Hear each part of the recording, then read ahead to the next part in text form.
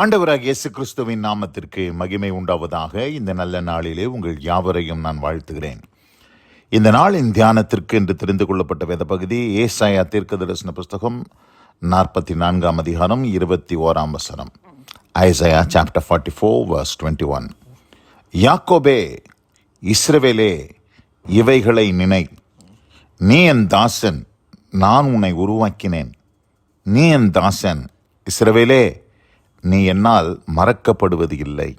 ஆமென். பிரியமானவர்களே, நான் வாசிக்க கேட்டதான இந்த வார்த்தையிலே இங்கே யாக்கோபுக்கு ஆண்டவர் பேசுகிறார். ஒரு உறுதியை கொடுக்கிறார். என்ன உறுதியை கொடுக்கிறார் என்று சொன்னால், யாக்கோபே, இஸ்ரவேலே என்று ஆண்டவர் யாக்கோபை பார்த்து பேசி, நீ என் தாசன், உன்னை உருவாக்கினேன். நீ என் தாசன், இஸ்ரவேலே, நீ என்னால் மறக்கப்படுவதில்லை என்பதை இங்கே ஆண்டவர் சொல்கிறார்.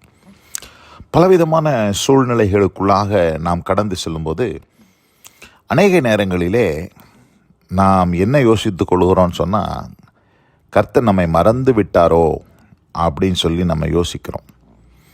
ஆனால் ஆண்டவர் பாருங்க, இங்கே இஸ்ரவேலுக்கு, யாக்கோபுக்கு பலவிதமான நெருக்கங்கள் வந்துச்சு. பல உபத்திரவங்கள் வழியாக இந்த இஸ்ரவேலின தேசம் கடந்து சென்றது.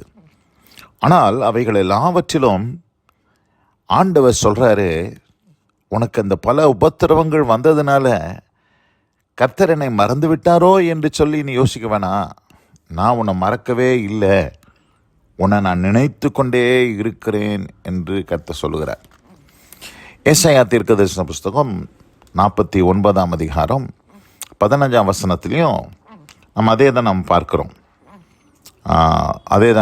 ஸ்திரீயானவள் தன் கற்பத்தின் பிள்ளைக்கு இறங்காமல் தன் பாலகனை மறப்பாளோ? அவர்கள் மறந்தாலும் நான் உன்னை மறப்பதில்லை. பால் கொடுக்கிற தாயானவள் தன் பிள்ளைய மறக்க மாட்டா. ஒருவேளை அப்படியே அவள் மறந்து விட்டா கூட, அவர்கள் மறந்தாலும் நான் உன்னை மறப்பதில்லை என்று ஆண்டவர் சீயோனுக்கு சொல்கிறார். கர்த்தருடைய ஜனத்தை பார்த்து சொல்கிறார். பிரியமானவர்களே, இந்த அருமையான இந்த நல்ல நாளில் கூட இந்த வசனத்தை கேட்டுக்கொண்டிருக்கிற அன்பான சகோதரியே, கர்த்தர் உங்களை மறக்கவில்லை. ஆண்டவர் உங்களை மறந்து போகவில்லை.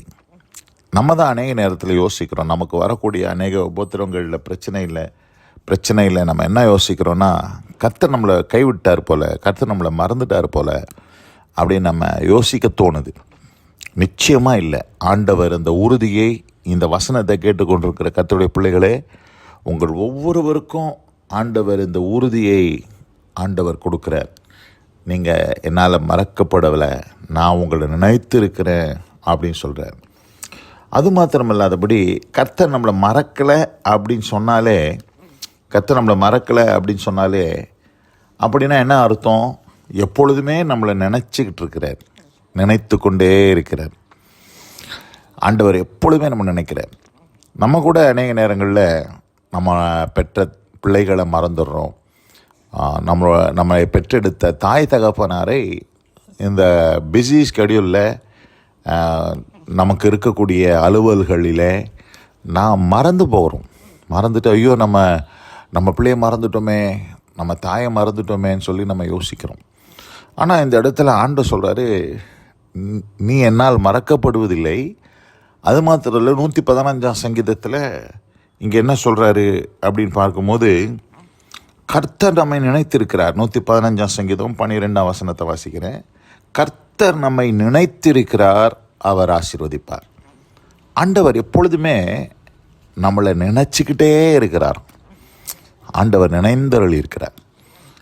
பழைய ஏற்பாட்டில் பார்க்குறோம், அநேக இடங்களில் கர்த்தர் நினைத்தார்ன்ற வசனம் வருது. அப்போ என்ன அர்த்தம்னா, ஆண்டவர் அவருடைய பிள்ளைகளை ஒரு நாளும் மறப்பதில்லை, ஆண்டவர் கைவிடுவதில்லை. ஆண்டவர் எப்பொழுதுமே நினைத்து கொண்டு இருக்கிறார். God remembers as.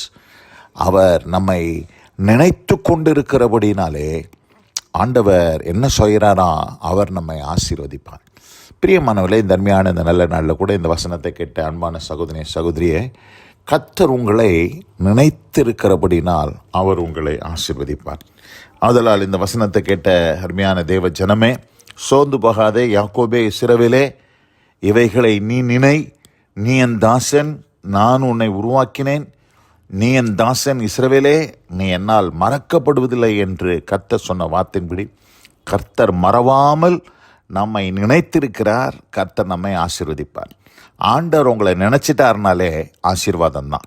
இந்த அருமையான இந்த நல்ல நாளில் கூட இந்த வசனத்தை கேட்டவங்க ஒவ்வொருவரையும் கர்த்தர் தாமே ஆசீர்வதித்து நினைந்தருளி ஆண்டவர் காப்பாராக. God bless you all. Amen, amen. நாம் ஜெபிப்போம். எங்கள் அதிகமாக நேசிக்கிற எங்கள் அன்பின் பரலோக பிதாவே, நாங்கள் தியானிக்க கேட்ட இந்த வார்த்தையின்படி, நீ என் தாசன் யாக்கோபே, நீ என் தாசன் இஸ்ரவேலே, நீ என்னால் மறக்கப்படுவதில்லை என்று சொன்ன அந்த வார்த்தையின்படி ஆண்டவரே, உம்முடைய பிள்ளைகளை நீர் மறவாமல் நினைந்தருளி அவர்களை கர்த்தர் நீர் ஆசீர்வதித்திருக்கிறதுக்காக ஸ்தோத்திரம். கர்த்தர் நம்மை நினைத்திருக்கிறார், அவர் நம்மை ஆசீர்வதிப்பார் என்ற வார்த்தையின்படி உம்முடைய ஜனத்தை நீர் ஆசீர்வதிக்கிறதுக்காக ஸ்தோத்திரம். தொடர்ந்து பெரிய காரியங்களை செய்தருளும். தம்முடைய பிள்ளைகளுக்கு போய் கொண்டிருக்கிற நெருக்கமான சூழ்நிலையில் நீர் இந்த வார்த்தையை கொடுத்ததுக்காக ஸ்தோத்திரம். நீ என்னால் மறக்கப்படுவதில்லை என்று நீர் பேசியிருக்கிறீர், அதற்காக நன்றி. ஆசீர்வதித்து வழிநடத்திக்காரும் இயேசு கிறிஸ்துவின் வல்ல நாமத்தில் பிதாவே. ஆமேன், ஆமேன்.